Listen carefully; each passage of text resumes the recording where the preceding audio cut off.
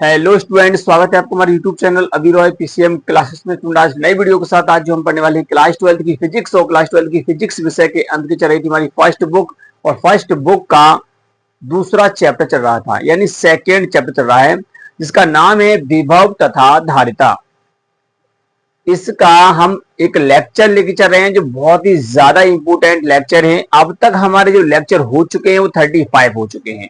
अब ये पता नहीं है कि ये इस चैप्टर कितने लेक्चर हो चुके हैं, ठीक है नहीं। लगभग इस चैप्टर के आपके 6-7 लेक्चर हो चुके होंगे, ठीक है नहीं। परंतु अब तक जो लेक्चर हो चुके हैं फर्स्ट चैप्टर से लेकर के सेकेंड चैप्टर तक, जो सेकेंड चैप्टर चल रहा है आपका, अब तक लेक्चर 35 हो चुके हैं। तो आज की इस क्लास में हम देखने वाले हैं एक मोस्ट इंपोर्टेंट टॉपिक, जिसका नाम है एक समान वैद्युत क्षेत्र में वैद्युत द्विध्रुव को घुमाने में किया गया कार्य, ठीक है नहीं। एक समान वैद्युत क्षेत्र में वैद्युत द्विध्रुव को घुमाने में किया गया कार्य। तो ये जो टॉपिक है बहुत ही ज्यादा इंपोर्टेंट है। बोर्ड एग्जाम में आपका 5 अंक का देखने के लिए मिलता है, ठीक है। सीधा आपको 5 अंक प्राप्त कराएगा, ठीक है स्टूडेंट। तो आज की इस वीडियो में इस टॉपिक को हम यहाँ पर क्या करने वाले हैं, खंड खंड करने वाले हैं, यानी कि इसका पोस्टमार्टम करने वाले हैं। और बहुत ही सिंपल तरीका से आपको ये टॉपिक जो है समझ में आएगा, ठीक है। ये गारंटी के साथ में कहता हूं, आपको इसी क्लास के अंदर ये जो डेरिवेशन है पक्का आपको बनाना आएगा। आप बिना देखे इसको बना सकते हैं, ठीक है। बस आपको करना क्या है, क्लास को बारीकी से देखना है, फुल वॉच करना है, ध्यान आपका यहाँ मैं पढ़ा रहा हूं वहां पर होना चाहिए, ठीक है नहीं।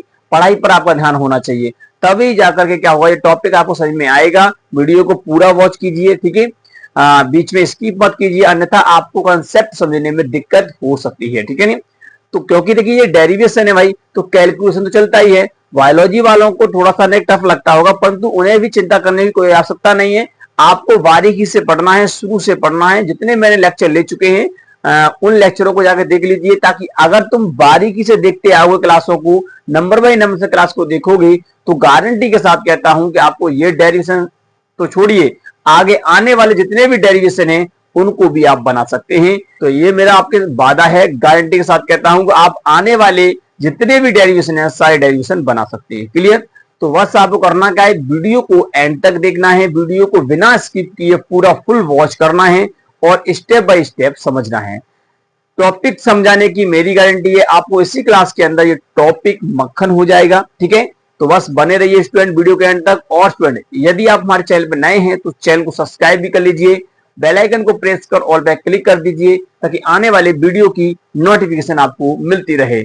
और आपसे कहना है कि यदि आपने हमारे पिछले वीडियो नहीं देखे हैं तो जाके पिछले वीडियो देख लीजिए। जो चैप्टर फर्स्ट है वो मैंने कंप्लीट करा दिया है विद न्यूमेरिकल के, ठीक है। तो आप जाकर के दे सकते हैं। एक भी आपका टॉपिक छुड़वाया नहीं जा रहा है, न्यूमेरिकल सहित करवाया जा रहा है, ठीक है नहीं।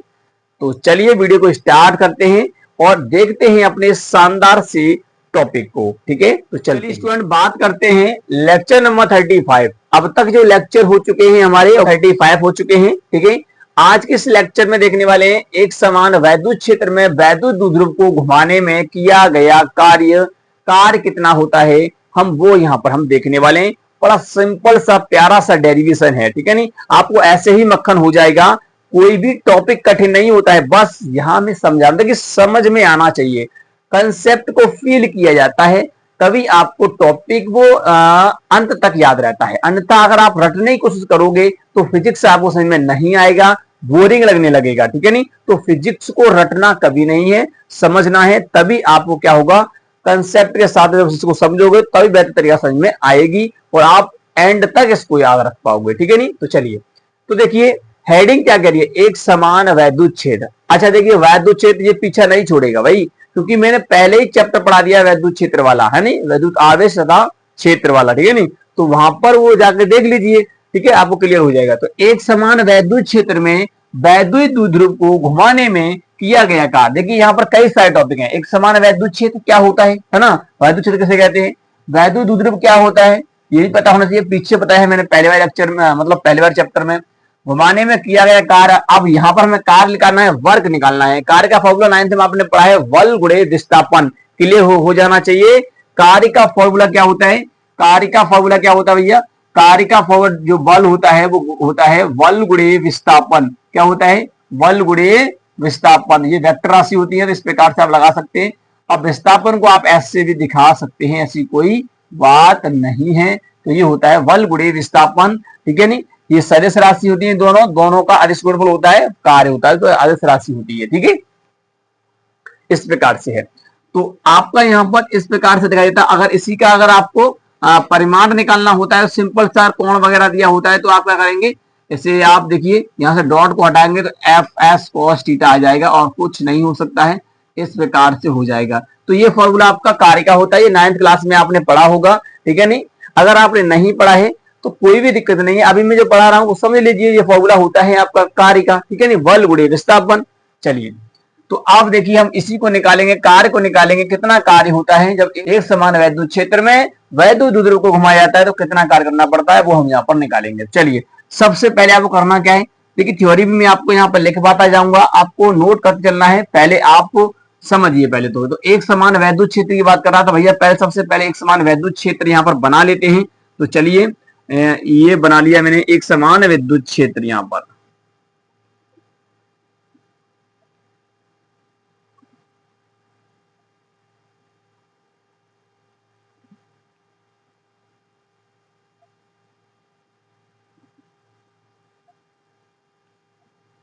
ये एक समान वैद्युत क्षेत्र आप देख सकते हैं। इस एक समान वैद्युत क्षेत्र में यहाँ पर क्या रखा भैया, वैद्युत द्विध्रुव रखा है।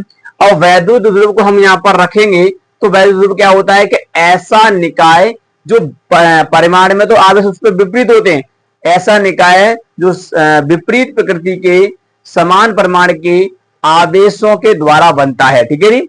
अल्प दूरी पर ले जाकर बनाते हैं, तो ऐसे निकाय को हम क्या कहते हैं, वैद्युत द्विध्रुव कहते हैं, ठीक है नहीं। तो समझिए, तो यहाँ पर हम एक वैद्युत द्विध्रुव लेते हैं, तो ये समझिए मैंने यहाँ पर ये वाला एक वैद्युत द्विध्रुव ले लिया, ठीक है। ये है भैया आपका वैद्युत द्विध्रुव, ये वैद्युत द्विध्रुव है और इसको हम नाम देते हैं, इसका नाम है भैया आपका ए और इसका नाम है आपका बी।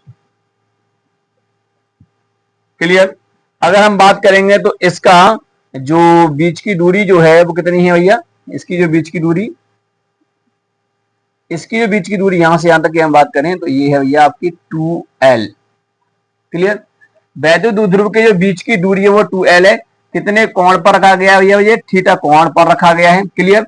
अब ये इस पे समान आवेश तो होते नहीं है, परिमाण में समान होते हैं पर विपरीत प्रकृति के होते हैं। तो समझ लीजिए इस पर ये प्लस क्यू आवेश है तो इस पर एक माइनस क्यू आवेश है यहाँ पर। क्लियर। तो इस प्रकार से रखा गया है आपका वैद्युत द्विध्रुव रखा गया है। अब इसे घुमाने में जो कार्य किया जाएगा वो हम यहाँ पर देखेंगे। क्लियर।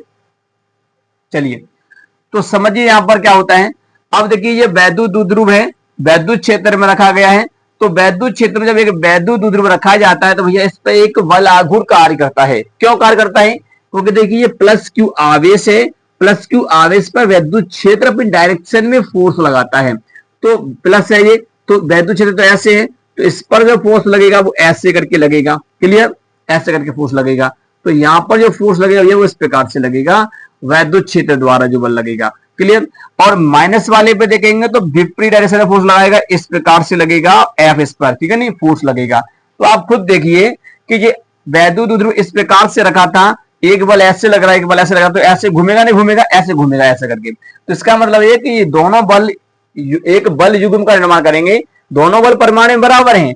चिन्ह यहाँ पर माइनस क्यू आवेश है, तो इसका मतलब ये नहीं है कि यहाँ पर ये कम मात्रा में बल है, दोनों बराबर में है, परंतु विपरीत डायरेक्शन में है, तो विपरीत है, तो यहाँ एक बल युग्म का निर्माण करेंगे और इस वैद्युत द्विध्रुव घुमाने का कार्य करेंगे, ऐसे घुमाएंगे। तो ये वैद्युत द्विध्रुव भैया आपका इस प्रकार से घूमेगा। क्लियर। तो जब ये घूमेगा तो यहाँ पर एक टॉर्क उत्पन्न हो जाएगा, यानी कि टाउ बोलते से, टाउ से दिखाते हैं, ये घूमने लगेगा इस प्रकार से, इस वैद्युत क्षेत्र के समांतर लाने का प्रयास करेगा। यह वैद्युत क्षेत्र इस वैद्युत द्विध्रुव को, ठीक है नहीं, अभी थीटा कोण पर रखा है, तो ऐसे घूमने का प्रयास करेगा इस प्रकार से। जैसे जैसे घूम जाएगा पूरा है, मतलब इसके समांतर हो जाएगा, है ना, तो सोई क्या करेगा, ये साम्य अवस्था में आ जाएगा, है ना, इस प्रकार से घूमेगा। तो यहाँ पे टॉर्क लगेगा। अब भैया हमें क्या करना है, यहाँ पे हमें कार निकालना है घुमाने में, तो क्या करेंगे, हम छोटा सा फिर हल्का सा इसे घुमाएंगे, फिर जाकर के हम कार निकालेंगे। तो सबसे पहले आप इसकी थ्योरी लिख लीजिए, आगे कैलकुलेशन तो हम कर ही लेंगे, ठीक है नहीं, आगे तो हम कैलकुलेशन कर ही लेंगे, ठीक है। मैंने आपको अभी कुछ नहीं बताया है कि बस इतना बताया कि एक समान वैद्युत क्षेत्र है, एक समान वैद्युत क्षेत्र में एक वैद्युत द्विध्रुव रखा गया है जो कि थीटा कोण पर रखा गया है, वैद्युत ध्रुव ए बी है, ठीक है नहीं।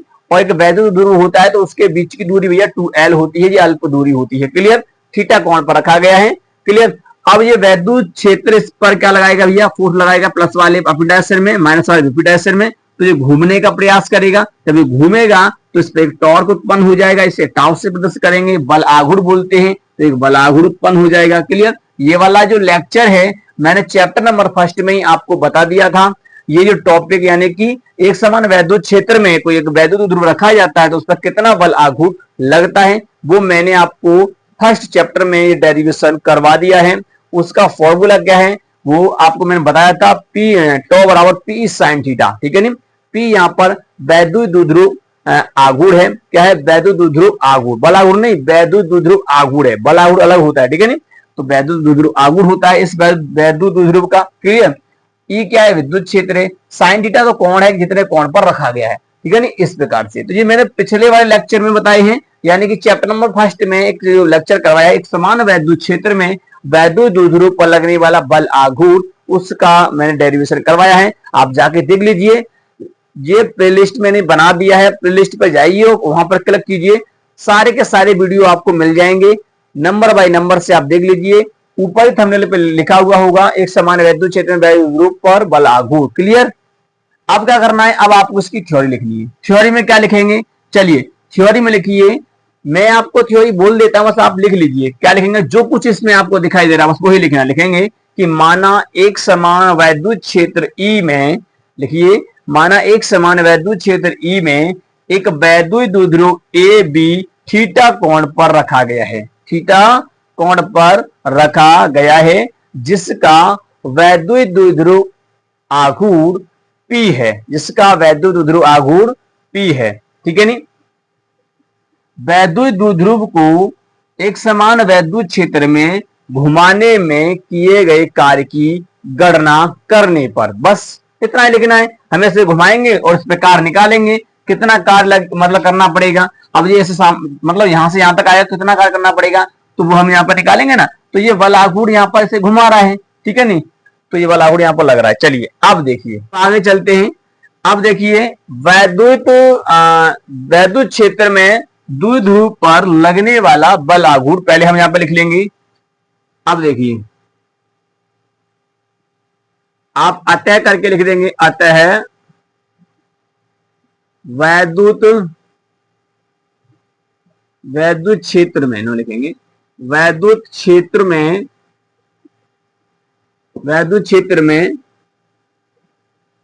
द्विध्रुव पर लगने वाला, द्विध्रुव पर लगने वाला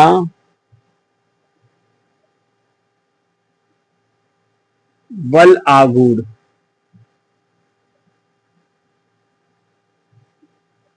वैद्युत क्षेत्र में द्विध्रुव पर लगने वाला बल आघूर्ण कितना होगा, वैद्युत द्विध्रुव पर वैद्युत क्षेत्र में लगने वाला बल आघूर्ण यानी इसे टॉर्क है, कितना है टॉर्क।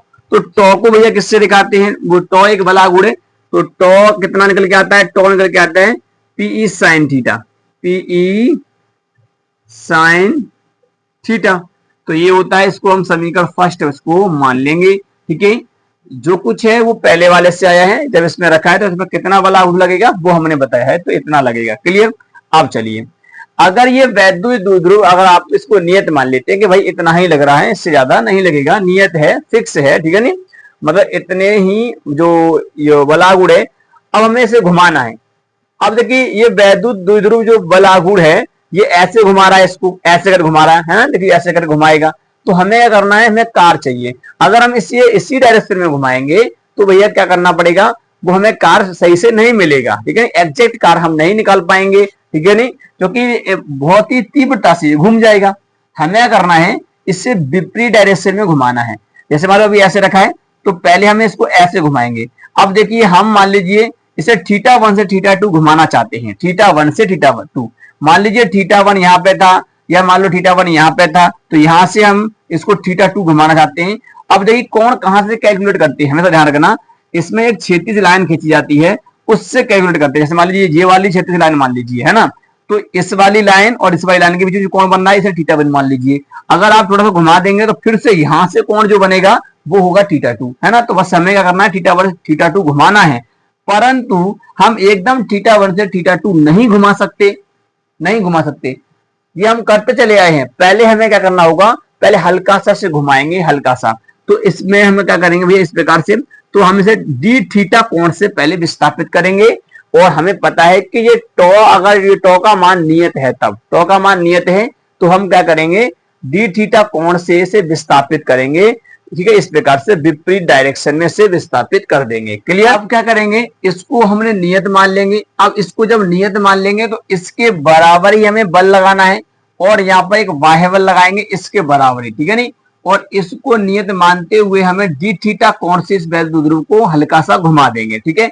तब जो बाह्य बल द्वारा, यानी कि बाहर से जो टॉर्क लग रहा है, यानी टॉ लग रहा है इसके विपरीत, है ना, तो वो उसके द्वारा किया है कार्य कितना होगा वो हम निकालेंगे। तो चलिए यहां पर लिखते हैं वैद्युत वैद्युत द्विध्रुव वैद्युत द्विध्रुव बल आघूर्ण को नियत मानते हुए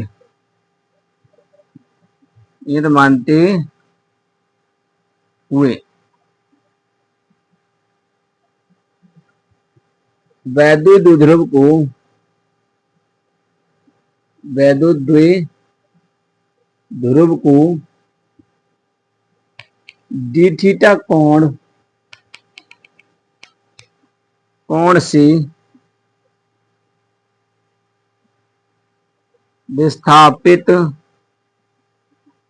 विस्थापित करने में किया गया कार्य, विस्थापित करने में बाह्य बल द्वारा किया गया कार्य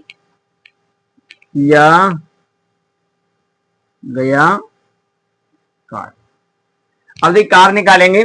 यदि मतलब वैद्युत द्विध्रुव बल आघूर्ण को नियत मानते हुए वैद्युत द्विध्रुव को डी थीटा कोण से विस्थापित कर रहे हैं, हमने फिक्स मान लिया इतना है, और इसी के विरुद्ध में हमने एक फोर्स लगा करके इसको हल्का सा घुमाया।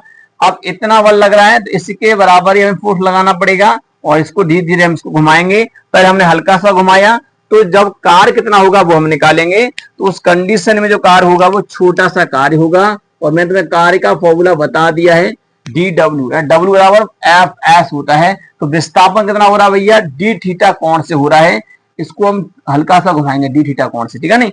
तो इसलिए क्योंकि देखिए ये वाला जो है आपका हमने हल्का सा घुमा दिया, यहां से मान लीजिए ऐसे करके इसको हल्का सा ऐसे घुमा देंगे, ऐसे करके, तो यहाँ पर जो बनता है उसे बोलते हैं हम डी थीटा बोल रहे हैं। क्लियर, डी थीटा बोल रहे हैं। तो जब डी थीटा घुमा रहे हैं इसको, तो इसका मतलब ये है कि यहाँ पर हो जाएगा बल कितना लग रहा है, बाह्य बल टॉ के बराबर लग रहा है, तो टॉ लेंगे यहाँ पर टॉ। क्लियर, इस प्रकार से गुणा डी थीटा घुमा रहे हैं हम, डी थीटा घुमा रहे हैं इस प्रकार से। तो ये बन गया यहाँ पर आपका डी थीटा कोण से हमने घुमाया है, उसमें गुणा कर देंगे, ठीक है ना। इस प्रकार से आपका हो जाएगा, यानी टॉ इंटू डी थीटा। क्लियर, तो डी डब्ल्यू बराबर टॉ इंटू डी थीटा हो जाएगा। अब हम क्या करेंगे, हमें पता है कि टॉ का मान कितना है, ये है, तो समीकरण फर्स्ट से मान रख देंगे। तो अब यहाँ पे आपको करना क्या है, समीकरण फर्स्ट से, अब समीकरण फर्स्ट से करेंगे तो ये हो जाएगा डी डब्ल्यू बराबर, ये हो जाएगा पी ई साइन थीटा और डी थीटा, ये हो जाएगा। तो ये आपका यहाँ पर निकल के आया है, आप देख लीजिए। तो डी डब्ल्यू आपका P E sine theta D theta निकल के आया, मैं टॉ की जगह पर समीकरण फर्स्ट से मान रख दिया है। क्लियर, इतना यहां तक हो गया, यहां तक क्लियर है। अब जब ये छोटा सा कार निकल आया, अब हमें कहां तक घुमाना है भैया, डी थीटा तक घुमाना। समझ लीजिए, मान लीजिए कि ये आपका विद्युत क्षेत्र है। क्लियर, और यहां पर आपका ये वैद्युत द्विध्रुव रखा था इस प्रकार से, तो ये था आपका थीटा कोण, थीटा वन मान लेते हैं। अब हम इसको, है ना, हम इसे घुमा रहे हैं वैद्युत द्विध्रुव को। क्लियर, तो ये ए था और ये इसका बी है ना। अब घुमा करके हम ले आए भैया यहाँ, देखिए इस प्रकार से, तो ये लेके आए हम यहाँ पर इस प्रकार से। तो अब यहां से यहां तक घूम के आया है ये, तो कितना θ2। अब हम θ1 से θ2 घुमाएंगे, मैंने यही डायग्राम यहाँ पर शॉर्ट में समझा दिया है। तो θ1 से मतलब θ1 से θ2 घुमाएंगे, तब जो कार्य किया जाएगा वो हम यहाँ पर निकालेंगे। क्लियर? तो चलते हैं यहां पर करते हैं। तो यहां आप करेंगे क्या, यहां करेंगे, अब देखिए ना वैद्युत द्विध्रुव को अब लिखेंगे वैद्युत द्विध्रुव, वैद्युत द्विध्रुव को θ1 से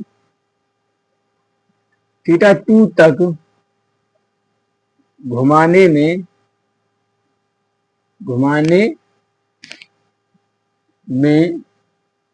किया गया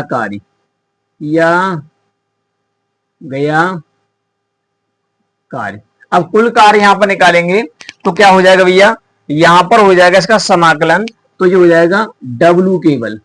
हमने पहले बताया था ये छोटा सा कार्य, इसका समाकलन कर देंगे। कहां से कहां तक होगा भैया, लिमिट आपको दी गई है, आपको θ1 से θ2 आपको ये दिया है PE sine theta D theta, ये हो जाएगा।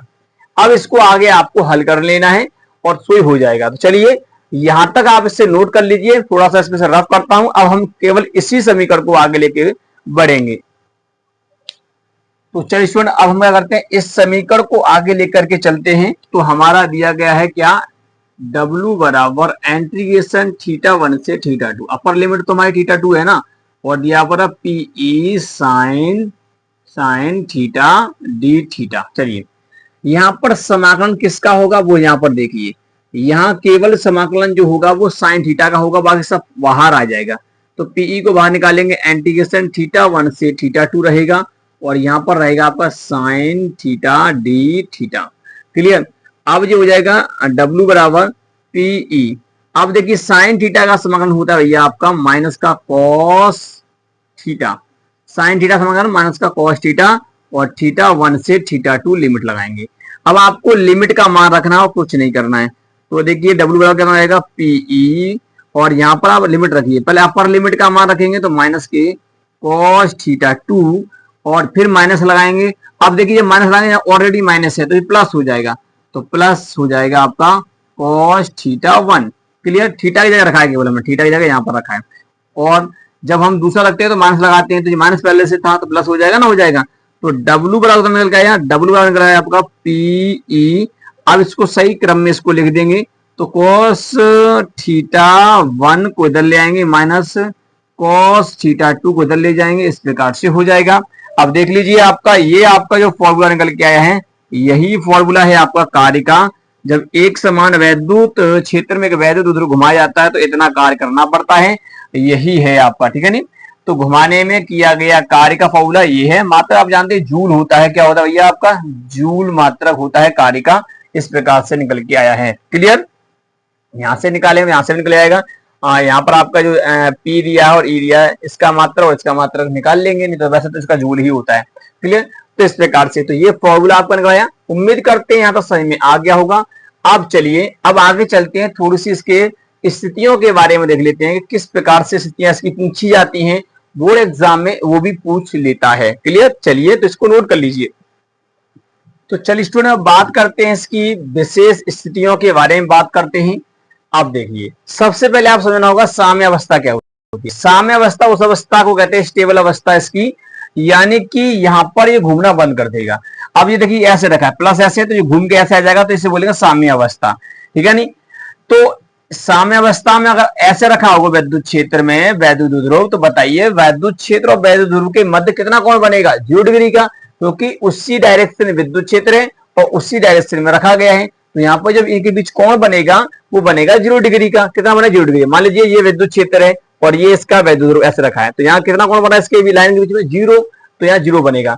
तो इसका मतलब ये है कि अगर मैं साम्य अवस्था से इस वैद्युत ध्रुव को थीटा तक घुमाता हूं, यानी कि हम जो वैद्युत ध्रुव जो रखा गया है ये ऐसे रखा है साम्य अवस्था में, तो इसे साम्य अवस्था यानी कि θ1 0 से, यानी θ1 0 डिग्री होगा इसका मान, तो θ1 0 से साम्य अवस्था से थीटा टू थीटा तक घुमाएंगे, ठीक है नहीं, वहां पर जो कोण बनेगा वो थीटा टू यानी कि जो बनेगा वो थीटा बनेगा। तो इसका मतलब ये है कि आप यहां पर लिख सकते हैं, क्या लिखेंगे, जब वैद्युत द्विध्रुव को एक समान वैद्युत क्षेत्र में साम्य अवस्था थीटा वन बराबर जीरो है ना, थीटा वन बराबर जीरो से थीटा टू थीटा तक घुमाने में किया गया कार्य, ठीक है नहीं। तो अब यहां पर हमें थीटा टू यानी कि थीटा है, तब जो कार्य होगा वो निकालेंगे। तो हमने फॉर्मूला भी अभी निकाला था, W बराबर वो कितना था, पीई कोष्टक के अंदर था आपका cos थीटा वन माइनस के cos थीटा टू, ये फॉर्मूला था। अब इस फॉर्मूला में जब आप रखोगे तो कितना हो जाएगा, जो हो जाएगा पीई, अब यहां रखो cos थीटा की थीटा वन की वैल्यू 0 डिग्री और माइनस के cos थीटा टू की वैल्यू थीटा है, क्लियर। इस प्रकार से तो W बराबर जो हो जाएगा वो हो जाएगा पीई, और यहां पर हो जाएगा इसका मान होता है कि cos थीटा cos जीरो की जो वैल्यू होती है वो 1 होती है, तो 1 माइनस का cos थीटा हो जाएगा। तो ये इस प्रकार से निकल आएगा, इस प्रकार से होगा, क्लियर, ये निकल के आएगा। ये इसका पहला केस है, जब हमारा वैद्युत द्विध्रुव साम्य अवस्था में रखा है, और साम्य अवस्था यानी कि थीटा वन जो है वो जीरो है, थीटा वन जीरो से थीटा टू थीटा तक घुमाया हमने, यहां से उठाया और यहां तक घुमा दिया, वो मान लिया में थीटा है, वो कितना भी हो सकता है। तो आप इस फॉर्मूला को भी याद रख सकते हैं, यहां से भी आप सही मानों को निकाल सकते हैं, क्योंकि सभी के सभी वैद्युत द्विध्रुव की स्थितियों को साम्य अवस्था से ही घुमाया जाएगा, है ना। तो अगर आपको 90 डिग्री पूछे तो यहाँ 90 रख दीजिए, अगर 45 है तो 45 यहाँ रख दिए, आप डायरेक्ट मान निकाल सकते हैं कार्य का, ठीक है ना। इस प्रकार से केस नंबर सेकंड देखिए, केस नंबर सेकंड क्या है, केस नंबर सेकंड ये कह रहा है कि अगर मैंने साम्य अवस्था थीटा वन जीरो से मैंने इससे 90 डिग्री तक घुमाया, कहां तक घुमाया, 90 डिग्री तक, यानी थीटा टू 90 डिग्री तक घुमाया, तब तो वही कंडीशन लिखना है जो आपने ऊपर वाले में लिखा है कि जब वैद्युत द्विध्रुव को एक समान वैद्युत क्षेत्र में वैद्युत द्विध्रुव को साम्य अवस्था थीटा वन जीरो से थीटा टू 90 डिग्री तक घुमाने में किया गया कार्य, ठीक है नहीं। तो यहां पर अगर देखेंगे तो थीटा वन कितना भैया, वो ही रहेगा 0 डिग्री, और परंतु यहाँ थीटा टू जो हो जाएगा वो 90 डिग्री हो जाएगा। इस कंडीशन में अगर आप देखोगे तो इस फॉर्मूला में लगाइए, कौन से वाले में, जो ऊपर वाला है इसी में लगाइए, तो कार्य कितना आएगा उस वक्त, तो आएगा पीई और अंदर हो जाएगा आपका cos 0 डिग्री माइनस का cos 90 डिग्री, ठीक है ना। इस प्रकार से तो कितना हो गया ये W बराबर ये होगा पीई, cos 0 की वैल्यू कितनी होती है भैया, इसकी 1 होती है, और cos 90 की वैल्यू जो होती है वो 0 होती है, क्लियर। तो यहाँ पर हो जाएगा W बराबर पीई के बराबर हो जाएगा, इस प्रकार से तो W पीई के बराबर होगा, क्लियर, ये हो गया। तीसरी कंडीशन देखिए, केस नंबर आप थर्ड देखिए। अब केस नंबर थर्ड क्या है, तो आप देखिए तीसरे नंबर केस में क्या होगा कि अब मैंने वैद्युत द्विध्रुव ऐसे रखा था, इससे यहां से जीरो से घुमाया और उस प्रकार से पूरा ऐसे कर दिया, तो यानी इससे मैंने क्या कर दिया, प्रति समांतर कर दिया, तो यानी कि थीटा वन जीरो था और थीटा टू क्या हो गया, 180 हो गया। तो इस कंडीशन में कार्य क्या होगा, तो इसमें क्या लिखना है आपको, अब इसमें लिखना है कि जब वैद्युत द्विध्रुव को एक समान वैद्युत क्षेत्र में साम्य अवस्था थीटा वन बराबर जीरो से वैद्युत क्षेत्र के विपरीत दिशा में थीटा टू 180 डिग्री तक घुमाने में किया गया कार्य, ठीक है। इस प्रकार से तो थीटा वन जो है आपका इसका कितना है, ये 0 मान लिया यहाँ पर, है ना, और थीटा टू कितना हो गया, फिर 180 तक घुमाया हमने, 180 डिग्री तक। तो यहाँ पर क्या हो जाएगा, वही फॉर्मूला, आप देखिए यहाँ फॉर्मूला लगाएंगे तो फॉर्मूला क्या हो जाएगा, W बराबर पीई और कोष्टक के अंदर cos 0 डिग्री लेंगे 0 डिग्री और माइनस cos 180 डिग्री, ठीक है ना। इस प्रकार से लेंगे तो ये कितना हो जाएगा, W बराबर पीई तो रहेगा ही, और अंदर cos 0 का मान 1 होता है और cos 180 की जो वैल्यू होती है वो -1 होती है, तो -1 तो ये प्लस हो जाएगा। जब इसे करेंगे तो भैया ये जुड़ जाएगा, यहाँ पर जुड़ जाएगा, तो W जहां निकल के आएगा वो 2PE निकल के आएगा। तो अधिकतम जो कार्य करना पड़ेगा वो यहाँ पर ही होगा, यानी कि जब वैद्युत द्विध्रुव को प्रति समांतर कर देते हैं, यानी विपरीत दिशा, वैद्युत क्षेत्र के विपरीत दिशा में ले जाते हैं, तब जो कार्य करना पड़ता है वो भैया सबसे ज्यादा होता है, अधिकतम कार्य होता है, क्लियर। अधिकतम कार्य आपको देखने के लिए मिलेगा, क्लियर। तो देखिए इस फॉर्मूला से भी आप निकाल सकते थे, यहां पर आप 180 रख दीजिए तो प्लस हो जाएगा, तो जुड़ जाएगा इसमें, है ना। 90 रख देंगे, 90 रख देंगे, 0 हो जाएगा तो P निकल आएगा, तो बस वही कंडीशन है। तो आप इस फॉर्मूला से भी निकाल सकते हैं। तो ये इसकी क्या है, स्थितियां हैं जो कि बोर्ड एग्जाम में पूछ ली जाती हैं। क्लियर? तो इनको आपको तैयार कर लेना है। तो स्टूडेंट उम्मीद करते हैं कि ये टॉपिक आपको क्लियर तरीका समझ में आ गया होगा। बहुत ही सिंपल सा टॉपिक है, ये बोर्ड एग्जाम में आपका 5 अंक का देखने के लिए मिलता है। Clear student? तो स्टूडेंट उम्मीद करते हैं आपको समझ में आ गया होगा, वीडियो पसंद आया होगा। वीडियो पसंद आया है तो वीडियो को एक बार लाइक कर दीजिए, चैनल को सब्सक्राइब कर बेल आइकन को प्रेस जरूर कर दीजिए, आने वाले वीडियो की नोटिफिकेशन आपको मिलती रहे। मिलेंगे नेक्स्ट वीडियो में, तब तक के लिए जय हिंद, वंदे मातरम।